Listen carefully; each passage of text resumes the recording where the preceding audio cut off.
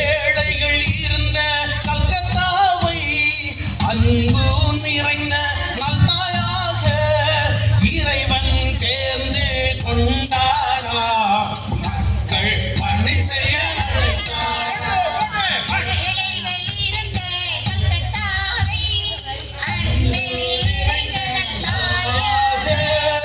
இறைவன் தேர்ந்து கொண்டாரா. மக்கள் பணி செய்ய அன்னையின் பணியின் சிறப்பு பற்றி சொல்லுங்களேன். லோரண்டா சபையின் சட்டத்திட்டங்கள் அன்னை பணி செய்ய ஒத்துழைக்காத காரணத்தால் தன் கல்வி பணியாளான ஆசிரியர் பணியை தொடர்ந்து சபையை விட்டு வெளியே வந்து முழு நேரமாக தன் சேவையை பணியை தொடங்கினார்கள்.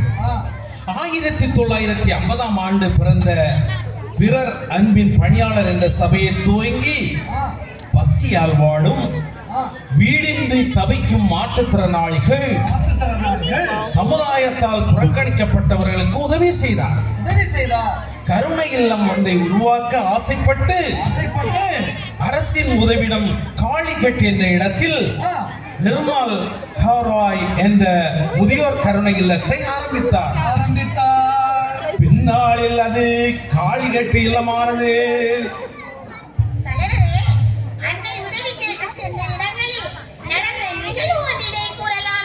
ஒரு முறை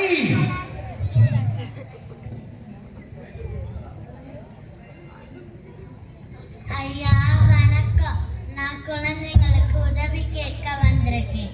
ஏதாவது இருந்தா தாங்க. என்னம்மா நீங்க எல்லாம் வெளிநாட்டுல இருந்து இங்க வந்து மதமாத்த வரீங்களா?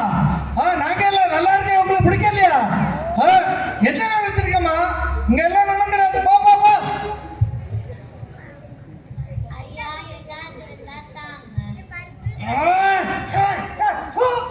உனக்கு தொப்பல வேற ஒண்ணுங்கிற. ஐயா இது எனக்கு, எங்க குழந்தைங்களுக்கு ஏதாவது தாங்க. அம்மா என்னம்மா இப்படி சொல்லிட்டீங்க? உங்களுக்கு நான் துப்பல என்ன மன்னிச்சிருக்கம்மா. இனிமேல் நீங்க ஏழைகளுக்கு செய்யக்கூடிய அனைத்து உதவிகளுக்கும் அதுபோல நோயாளிகளுக்கு செய்யக்கூடிய அனைத்து உதவிகளுக்கும் என்னுடைய செல்வத்தில் நான் தருகிறேன் அம்மா. இப்போது இந்த பணத்தை வைத்துக் கொள்ளுங்கள். எப்ப என்ன உதவி வேண்டும் என்றாலும் என்னிடம் வந்து கேளுங்கள் அம்மா. நன்றி ஐயா. நன்றி.